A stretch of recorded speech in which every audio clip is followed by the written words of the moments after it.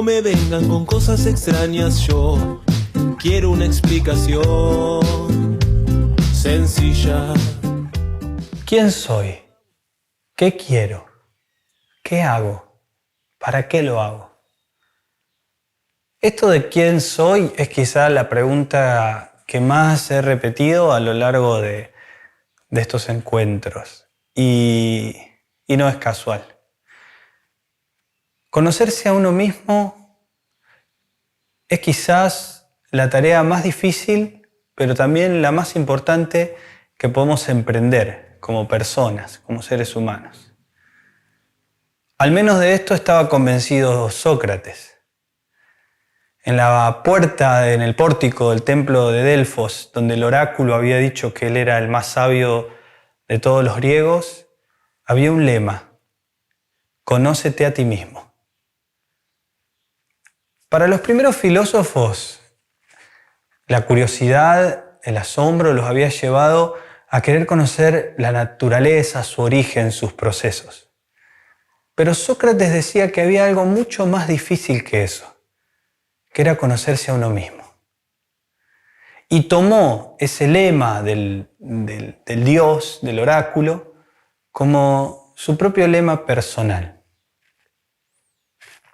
El hecho de haberse conocido a sí mismo hizo que tomara esta tarea del conocimiento de sí, de la autoconciencia, como una vocación que lo llevó a confrontar a otras personas a que hagan lo mismo.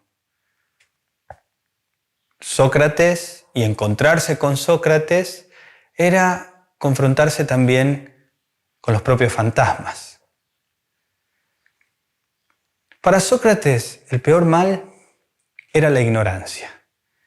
Las personas, decía él, no actúan por maldad cuando hacen algo que está mal, sino que lo hacen simplemente porque no se conocen a sí mismos. Entonces él había asumido la responsabilidad de ayudar a cuantos les fuere posible a encontrarse con esa verdad interior.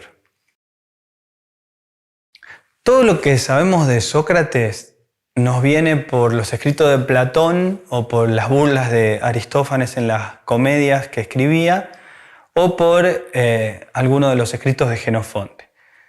Él no escribió nada. Toda su obra se basó en dialogar con las personas en lugares públicos. Y había asumido la responsabilidad de ayudar a otros a conocerse a sí mismos. Tal era la importancia que le daba.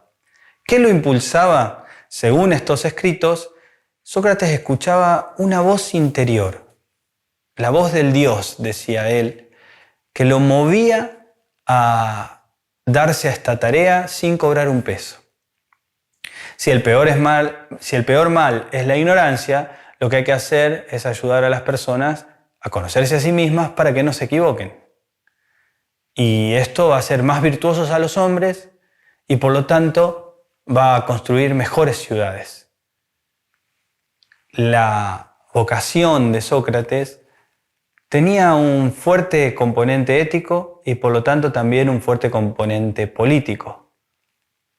Pero no entendía la política del mismo modo que los sofistas. Por eso sus primeros adversarios fueron ellos. Los sofistas no enseñaban a sus discípulos a conocerse a sí mismos, sino a convencer a otros de que sus ideas eran las correctas. Eso era imperdonable para Sócrates. Simple y sencillamente porque lo único que enseñaban era a autoengañarse y a engañar a los demás. A vivir en un mundo de apariencias, diría Platón. Hay dos tipos de ignorancia. Por un lado, la ignorancia involuntaria. Hay muchas cosas que ignoramos, pero no sabemos que las ignoramos. No sabemos que no sabemos. Si a mí me preguntan de física cuántica, la verdad es que no tengo ni idea. Las ignoro, pero ignoro que las ignoro también. Puedo vivir totalmente en paz con eso. Ahora, ¿qué pasa con aquellas cuestiones que sé que ignoro, pero que voluntariamente elijo ignorar? ¿Qué pasa si me doy cuenta que me ignoro a mí mismo, que no me conozco, que no sé quién soy. A mí no me vengan con cosas extrañas, yo quiero una explicación sencilla. Decía que la pregunta que más he repetido es la de ¿quién soy? Porque sí, de verdad, si hay algo que me apasiona, que me atraviesa y que de verdad quiero que vos pienses, es esa pregunta. ¿Quién sos? ¿Qué querés? Me interesa sobre todo una filosofía de la interioridad, una filosofía que ponga en diálogo la cuestión de la espiritualidad personal con los grandes conocimientos que ha desarrollado la humanidad a lo largo de su historia. En Sócrates vemos que esto funciona con una gran articulación. Filosofía y espiritualidad, por supuesto que no son lo mismo. Sin embargo, vemos una fuerte complementación.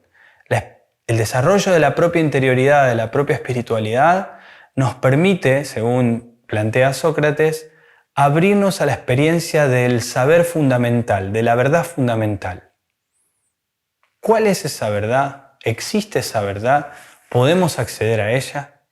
Sócrates estaba convencido que esto era así, pero que se necesitaban una serie de ejercicios. Y acá es re interesante pensar esto. La filosofía como un ejercicio que tiene cierta rigurosidad. Hay que entrenarse para acceder a ese saber. No el saber entendido como información, como decíamos en algún encuentro anterior, sino este saber. ¿Quién soy? ¿Qué quiero? Ese conocer es el conocerse a sí mismo. Entonces decía, Sócrates practicaba una serie de ejercicios con gran regularidad que le valieron la fama de ser medio personaje, ¿no?, en la comunidad. Por ejemplo, practicaba el silencio, la meditación y la respiración.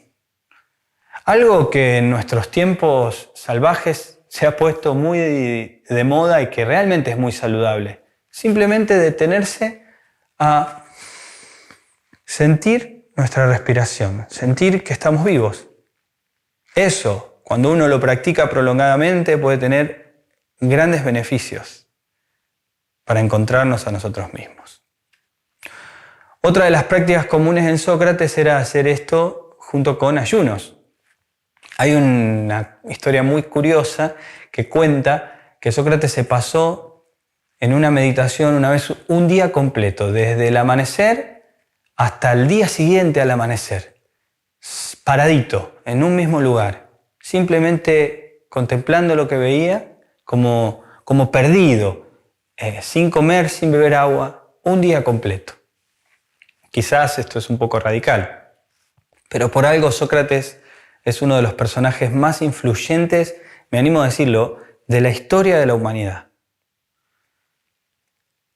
Este detenerse, respirar, meditar, dejar de comer para encontrarse con algo más profundo que el propio cuerpo, lo llevó a Sócrates a una instancia mayor, que era la de poder encontrarse con los demás y enseñarles, mediante la ironía, a dudar de lo que creían, a preguntarse, a cuestionarse. Por eso a Sócrates se lo comparaba con un moscardón. Él mismo decía que era como un moscardón que molestaba al caballo perezoso de Atenas. Claro, imagínate ir a la plaza, a tomar unos mates y encontrarte con un tipo medio bajito, gordito, feo, mal vestido, que se te acerca y te empieza a hacer preguntas. Y te empieza a hacer preguntas que te hacen tambalear, ¿no? Por ejemplo, vos estás ahí tranquilo con tu amigo, tu amiga tomando unos mates y te dice, ¿sos feliz? ¿Qué es la felicidad? ¿Estás seguro de qué es eso? Bueno, no hay manera de que se gane pocos enemigos, ¿no? Sin embargo, también tenía un montón de discípulos, gente que lo admiraba y que lo seguía y que lo bancaba también, porque por más que él no cobraba, él de algún lado tenía que comer. Había abandonado su oficio de ser escultor y se dedicaba simplemente a eso. Para Sócrates entonces, el modo filosófico era un modo de vida, no era una moda, no era un medio para ganar su dinero, sino que era su forma de comprender profundamente la realidad y a sí mismo. A mí no me vengan con cosas extrañas, yo quiero una explicación sencilla. Conocerse a sí mismo. ¿Esto es realmente posible? ¿Hay un modo de encontrarse a uno mismo? La curiosidad de pensar esto, que nos podemos conocer a nosotros mismos, hace que nos convirtamos en el objeto de nuestro propio conocimiento, lo cual genera una especie de juego de espejos, ¿no? Soy yo el objeto de mi propio conocimiento, es decir, que soy el sujeto que conoce y el objeto a conocer. ¿Dónde empieza el sujeto? ¿Dónde empieza el objeto? Es difícil saberlo. ¿Qué quiero decir con esto? Que cuando nos animamos a ir para adentro y a buscar y querer conocernos, necesariamente nos vamos a encontrar con cosas que nos están haciendo mal, que no nos ayudan. Conocerse a sí mismo entonces lleva a una instancia superior de estos ejercicios, de este modo de vida que decíamos recién, que es la de cuidarse a sí mismo. Si yo cuido de mí, si me conozco, puedo hacer de mí una obra mejor.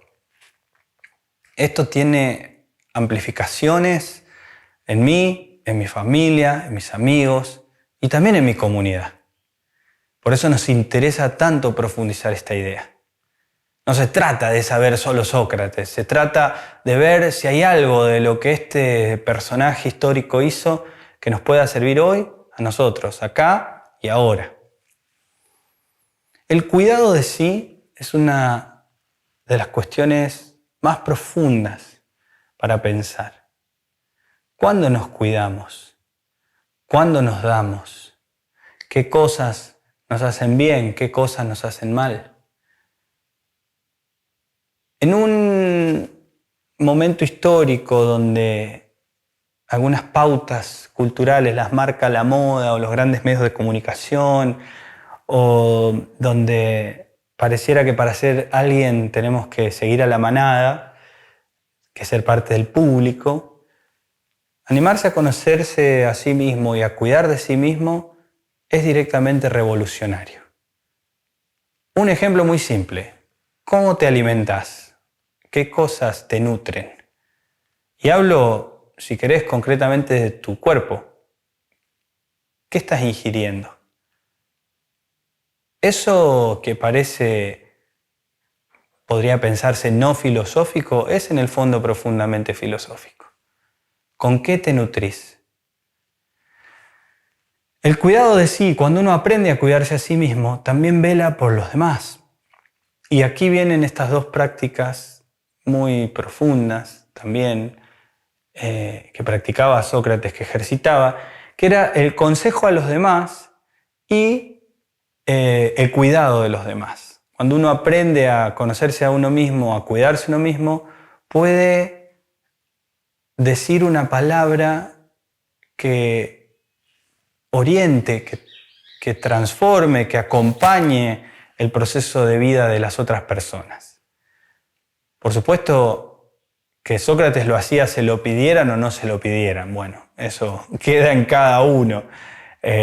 Hoy también sería un personaje molesto este de Sócrates. Pero más que nada nos interesa pensar eso. ¿Cómo hacemos para cuidarnos a nosotros mismos? ¿Cómo hacemos para cuidar a los que nos rodean? ¿Cómo hacemos para vivir mejor? ¿Cómo hacemos para sobrevivir en estos tiempos salvajes?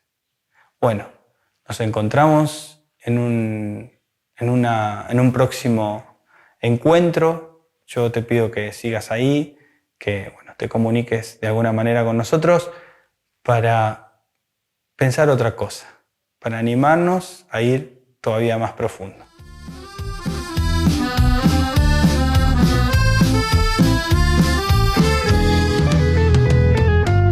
no me vengan con cosas extrañas, yo quiero una explicación sencilla. Si el mundo da vueltas y vamos con calma, yo te aseguro que te encuentro.